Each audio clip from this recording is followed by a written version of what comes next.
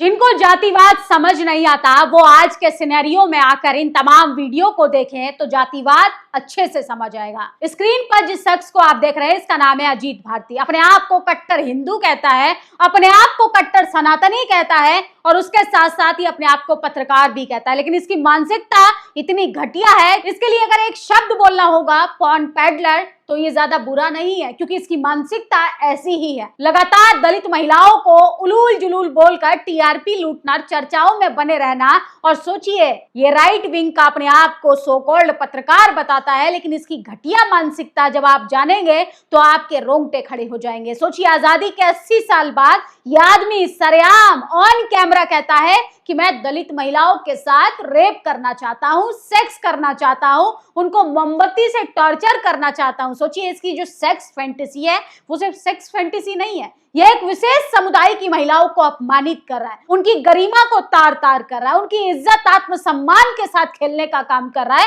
और जिस दिन इसको समझ आएगा कि जिस दिन दलित महिलाएं इसको अच्छे से परिभाषा में इसको समझा देंगी कि पॉर्न क्या होता है, फैंटेसी क्या होती है, सेक्स क्या होता है, तो ये मुंह छुपाते हुए घूमेगा। आरक्षण हटाओ को लेकर देश की राजधानी में प्रदर्शन होता है। आरक्षण को हटाने के अलावा राइट विंग के लोग तमाम तरीके की उलूल जुलूल बकवास करते हैं। सोचिए एक व्यक्ति तो कह रहा था कि मुझे चंद्रशेखर आजाद की सीट पर चुनाव लड़ना है। उस अंधभक्त को कौन बताए कि वो रिजर्व सीट है, वहां पर आप भाजपा से कैंडिडेट खड़ा कीजिए, अन्य पार्टियों से कीजिए, वहां पर रिजर्व सीट से ही चुनाव लड़ा जाएगा। लेकिन कौन समझा इन अंधभक्तों को, गोबर भक्तों को? इन्होंने सिर्फ एक रट्टा लगा लिया कि हम कट्टर हिंदू है, हम सनातनी है, तो हम कुछ भी बोलेंगे वही लक्ष्मण रेखा हो जाएगी। लेकिन इनको नहीं पता है कि सोशल मीडिया का जमाना है, अब सच जो है वो खोद कर निकाला जाता है। और सोचिए ये अजीत भारती नाम का मानसिक रूप से बीमार व्यक्ति कहता है कि मैं दलित महिलाओं के साथ सेक्स करना चाहता हूं, उन्हें ट्रायल के तौर पर इस्तेमाल करना चाहता हूं।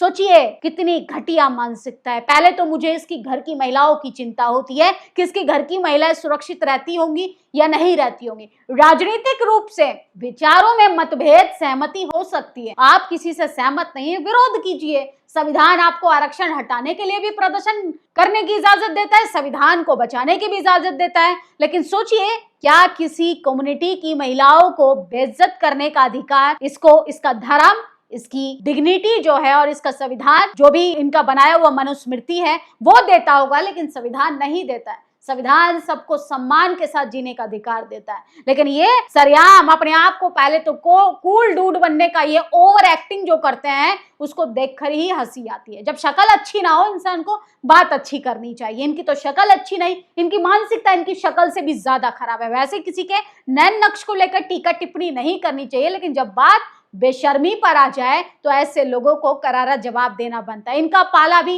कट्टर अंबेडकरवादी महिलाओं से नहीं पड़ा, इनका पाला भी बहुजन महिलाओं से नहीं पड़ा। जिस दिन उनका करारा तमाचा इनके गाल पर पड़ेगा, सेक्स भी समझ आएगा, सेक्स की परिभाषा भी समझ आएगी और ये अच्छे से इनको बता दिया जाएगा कि क्या क्या होता है पोजीशन। सोचिए किस तरीके से ये आदमी कहता है कि मुझे रावण की शक्ल देखिए उल्टियां आती हैं। अरे भाई तुमको कौन कह रहा है अपनी बहन रावण की यहाँ भेजो? कौन तुमको कह रहा है कि तुम शादी कराओ? तुमको नहीं कराना। कोई बहुजन तो आके तुम्हें नहीं कह रहा है कि हाँ मैं अंतरजातीय विवाह करना है, अपने घर की बेटी हमें दे दो। अंतरजातीय विवाह का मतलब है आप जाति के दायरे से बाहर निकलो। लेकिन इन लोगों ने सोचिए किस तरीके से एक पेशा बना लिया है कि बहुजन महिलाओं को जलील करना है, बहुजन महिलाओं की आबरू पर अटैक करना है, ताकि वो जो पहली जनरेशन कॉलेज यूनिवर्सिटी तक पहुंच रही है उनको डरा धमका कर चुप करा दो। अरे वो जमाना गया जब आपके बाप दादाओं ने बहुजन महिलाओं को टॉर्चर किया, खेत खलिहानों में मजदूरी करवाई। बहुजन महिलाओं से अभी पाला नहीं पड़ा इस आदमी का। उस दिन उसको परिभाषा अच्छे से बता देंगी कि बहुजन महिलाएं कमजोर नहीं है, असल में वो संविधान को मानने वाली हैं, वो बाबा साहब के विचारों को मानने वाली हैं, वो फूले पेरियार अंबेडकर सावित्रीबाई फूले के पदचिन्हों पर चलने वाली महिलाएं हैं। उनको शिक्षा से मतलब है। तुम्हारे जैसे अंधभक्त और गोबर भक्तों को जवाब देने से ज्यादा वो जरूरी समझती हैं कि अपना समय, अपनी एनर्जी शिक्षा में लगाएं। इस देश की तरक्की इन अंधभक्तों की टिप्पणियों से नहीं होने वाली है।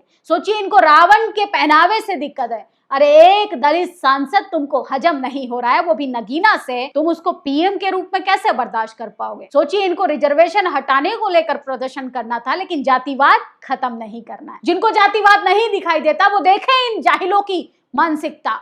ये सोचें कि आजादी के 80 साल बाद इनके बाप दादाओं ने कितने कुकर्म किए होंगे, और ये लोग सरेआम बहुजन महिलाओं को कह रहे हैं कि मेरे पास आए, मैं सेक्स करना चाहता हूँ, मोमबत्ती से उन्हें टॉर्चर करना चाहता हूँ। असल में कुंठित हो चुका है। असल में इसका समाज भी उतना ही दोषी है जितना कि ये। इसका समाज इसकी वाहवाही कर रहा है। अरे महिला होने का तो सम्मान रखिए। आपका धर्म महिलाओं को देवी का दर्जा देता है। सोचिए, इस देश में, इस देश की संस्कृति में महिलाओं का जितना ऊंचा दर्जा है, ये आदमी ने इस देश की संस्कृति पर भी एक सवाल खड़ा कर दिया। क्या संस्कृति भी महिलाओं की जाति देखी जाती है?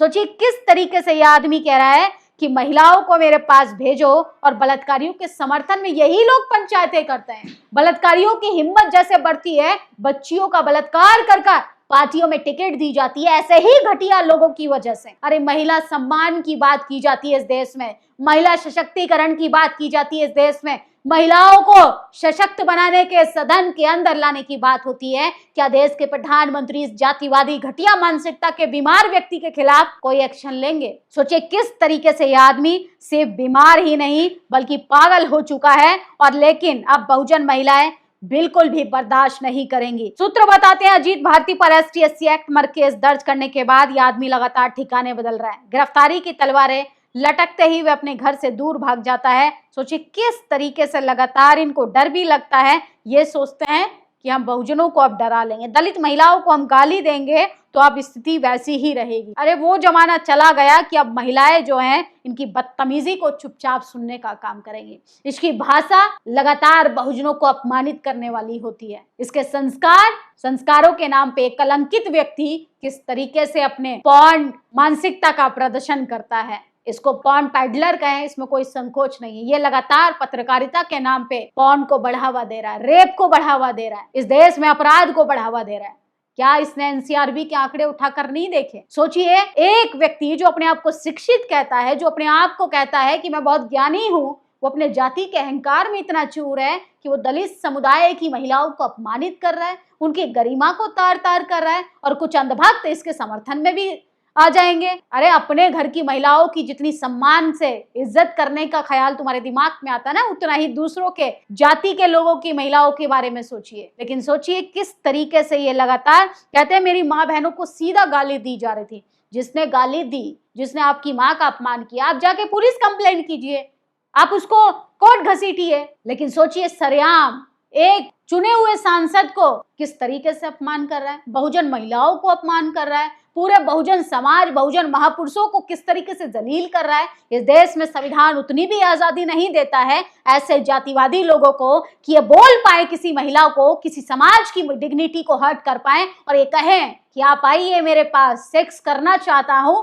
मैं ट्रायल के लिए, आपको मोमबत्ती से टॉर्चर करना चाहता हूं। सोचिए कितनी घटिया और कितना अपमानजनक बयान दे रहा है। कहां गया महिला आयोग, कहां गई वो तमाम महिला सांसद? आप ही की जाति का, आपका स्व जाति का व्यक्ति किस तरीके से इस देश में बहुजन महिलाओं की इज्जत को तार तार कर रहा है, लेकिन इस किसी का भी एक ट्वीट तक नहीं आता, किसी का कोई स्टेटमेंट नहीं आता। अरे आरक्षण खत्म करना है, बैठिए आप जंतर मंतर पर। आपको संविधान बदलना है, बैठिए जंतर मंतर पर, क्योंकि संविधान आपको भी आजादी देता है। लेकिन इतनी आजादी आपको भी नहीं है कि आप किसी विशेष जाति की महिलाओं के सम्मान को तार तार कर दें। सोचिए किस तरीके से ये जातिवादी बीमार व्यक्ति सरेआम कह रहा है कि ST/SC एक्ट खत्म कर दो। क्यों खत्म कर दें? ST/SC एक्ट होने के बाद ये आदमी इस तरीके का बयान दे रहा है। सोचिए इसके महापुरुषों ने, इसके बाप दादाओं ने क्या कुछ नहीं किया होगा। इतिहास में जाएंगे तो खुद नंगे हो जाएंगे ये लोग। लेकिन आजादी के 80 साल बाद भी जिन्होंने जातिवाद नहीं देखा वो देखें कि बहुजन महिलाओं के संघर्षों को जब आप अपने शरीर पर देखेंगे तो आपके रोंगटे खड़े हो जाएंगे।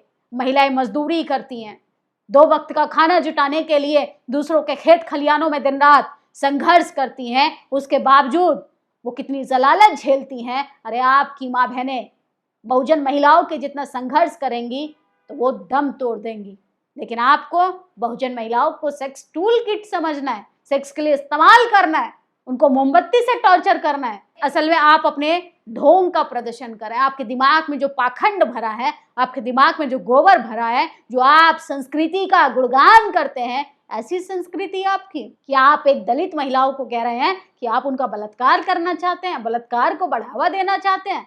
सोचिए, ऐसे घटिया लोगों को सरकार के साथ साथ प्रशासन को भी सीरियस लेने की जरूरत है, क्योंकि ऐसे लोग समाज में रहने लायक नहीं है। ऐसे लोग समाज पर कलंक है, ऐसे लोग माहौल खराब करते हैं, ऐसे लोग इस देश में शांति को भंग करते हैं। और इस आदमी पर STSC एक्ट के साथ महिला आयोग को भी और मानव अधिकार को भी संज्ञान लेना चाहिए। जो कल तक, सोचिए, दीव में एक हादसा होता है 7 महिला के साथ, तो मानव अधिकार आयोग अचानक से जिंदा हो जाता है। दलित महिलाओं को गाली दी जा रही है, दलित महिलाओं के रेप करने की धमकी दी जा रही है। एक जातिवादी व्यक्ति अपनी सेक्स फैंटेसी पूरी करना चाहता है, कह रहा है कि मैं उन्हें टॉर्चर करना चाहता हूं। ये अपने आप को पता नहीं क्या समझ रहे हैं।